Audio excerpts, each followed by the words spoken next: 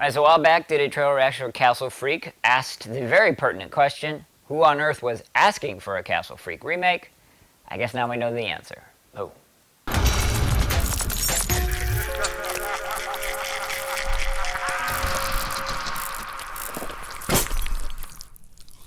Okay, so, gotta let you know, it's gonna be a spoiler-filled review. If you haven't seen it, check it out. So, Castle Freak, pretty simple, normally. You know, chick inherits a castle from dead mommy. There's a freak living in the walls who torments her, and hilarity ensues. Alright, it is likes time, or we start off with likes, either way. And I guess what I would have to say is that, you know, it started off sort of inoffensive, shall we say. Like, it was okay, you know. It did have good nudity, I'll give it that. Acting, we'll cover later. And then, we did an abrupt turn. So we're going along with sort of the Castle Freak premise, and then, you know, lead actress, daughter chick, finds a book. And she brings in her nerd friend, the professor, and he was a really bad actor.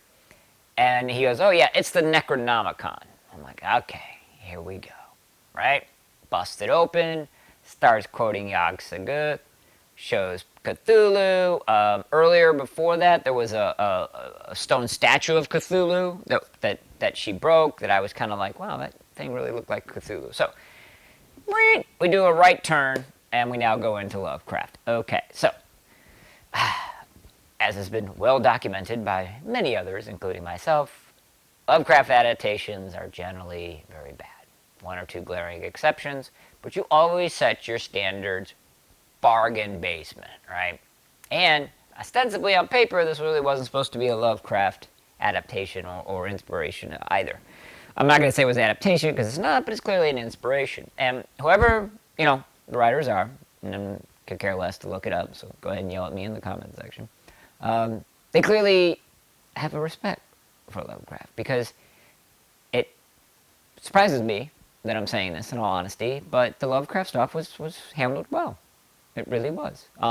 There was even sort of an interdimensional hallucination type thing of Yog-Sothoth coming over that was a special effect that was decently done.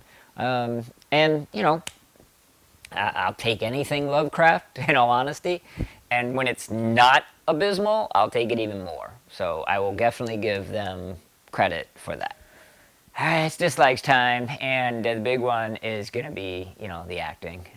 In particular, the professor character. Dear God, that guy was awful. You know, I mean, you know, the original had Jeffrey Combs, Barbara Crampton. You can't touch that. And then this, it's like, you know, honestly, I probably wouldn't have gotten through it if it wasn't for the Lovecraft stuff. Because it was otherwise unremarkable. Again, you know, decent nudity, you can kind of get that anywhere. You know, the gore and the blood and the violence wasn't all that much. You know, that really wasn't the thrust. So, you know, yeah, I'm real kind of torn on this one, but really put off by the actor selections. Alright, it is Pinhead time, and don't get me wrong, this is not a great one, I'll never watch it again, but I gotta give props for decent Lovecraft handling, because it's so rare. So, in light of that, and 100% for the Lovecraft handling, it's gonna be a 2 Pinhead movie. Alright, so what did you guys think? I suspect I know the answer. God forbid you're not a Lovecraft fan, this is not going to sit well with you. But if you are a Lovecraft fan, you know, chime in. Let me know if you think that there was some respect there. It's so rare for us to get it. I would love to know what you think.